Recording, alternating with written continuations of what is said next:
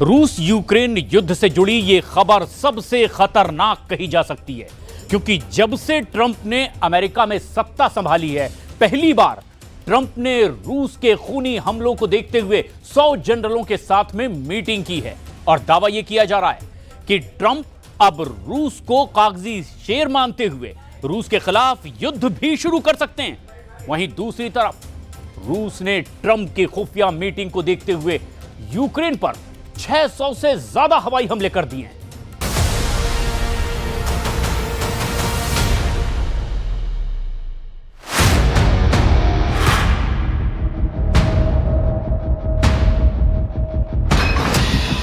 Ракетное оружие к бою. С морской целью открывательные ракеты «Леонид».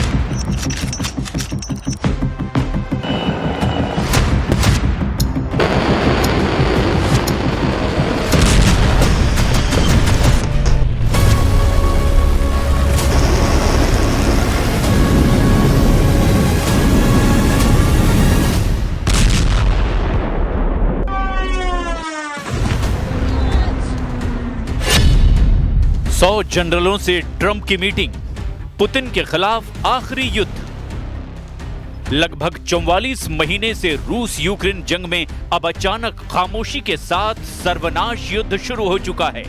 खामोशी शब्द यहां इसीलिए इस्तेमाल किया गया क्योंकि अमेरिका के उपराष्ट्रपति जेडी वेंस ने दावा किया है कि उन्हें खुफिया हवालों से पता चला है कि रूस के राष्ट्रपति पुतिन ने फैसला लिया है कि वो अब ना तो राष्ट्रपति ट्रंप के साथ कोई मीटिंग करेंगे और ना ही फोन पर बातचीत करेंगे।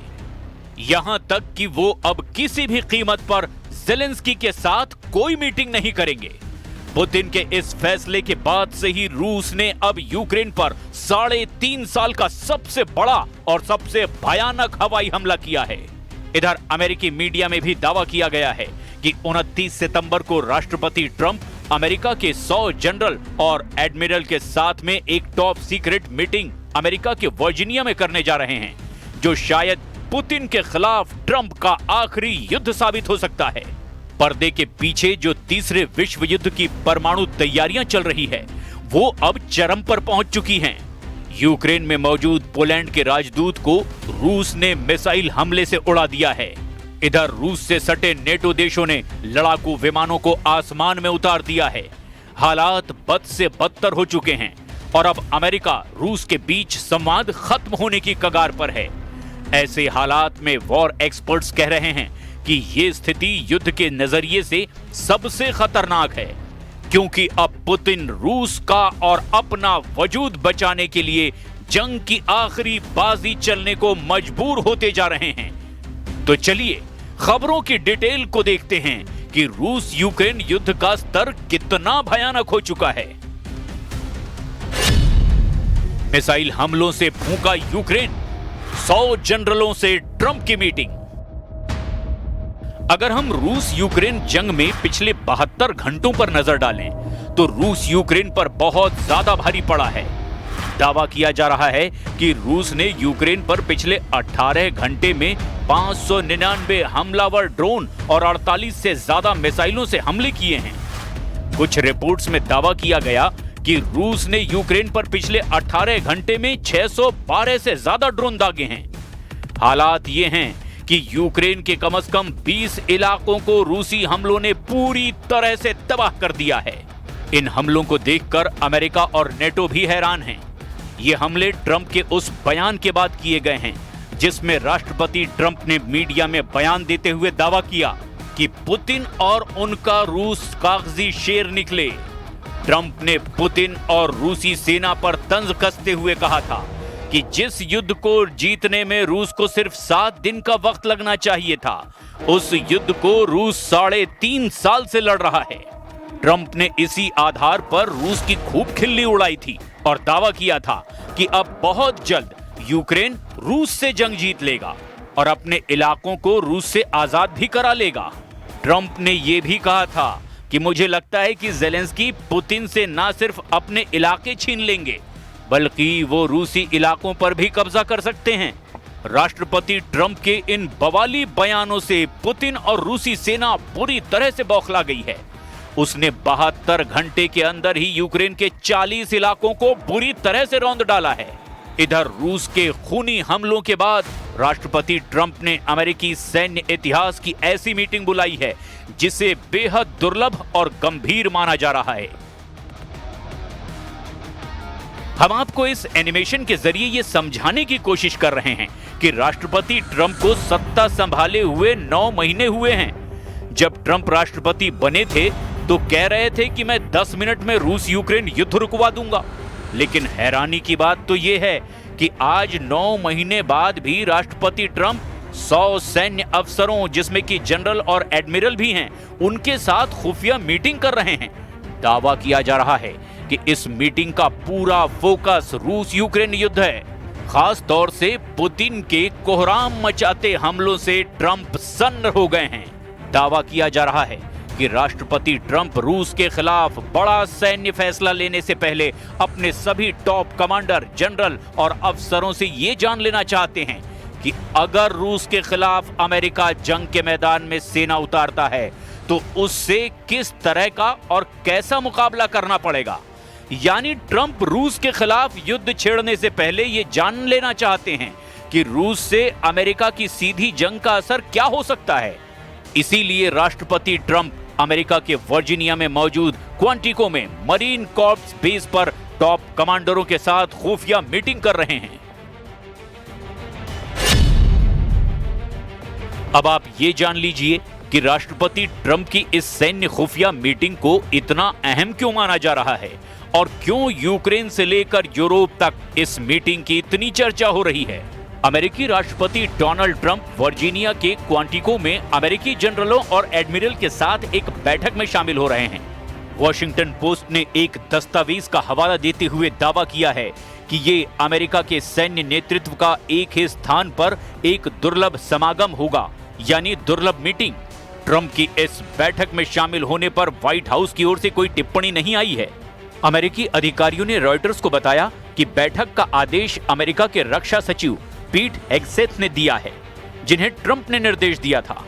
लगभग 1 घंटे तक चलने वाले इस कार्यक्रम के दौरान अन्य क्षेत्रों पर भी चर्चा कर सकते हैं।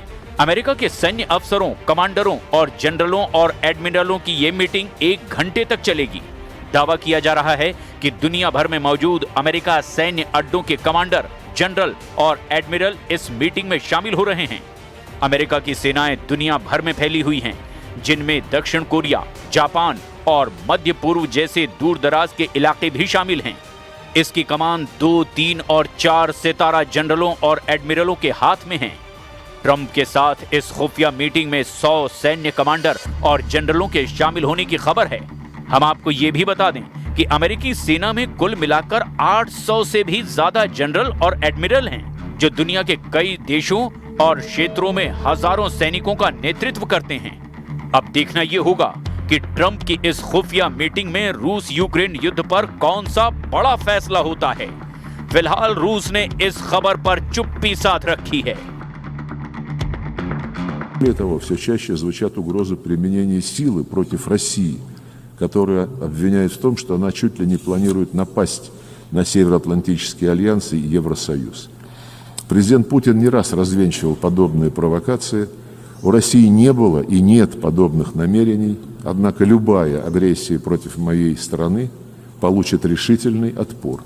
На этот счет не должно быть никаких сомнений у тех в НАТО и Евросоюзе, кто не только убеждает своих избирателей в неизбежности войны с Россией и заставляет их затягивать пояса, но и в открытую заявляет о подготовке к нападению на нашу Калининградскую область и другие российские территории. 599 हवाई हमले, रूस ने फूंका यूक्रेन, बातचीत बंद, अब सिर्फ बम से बात।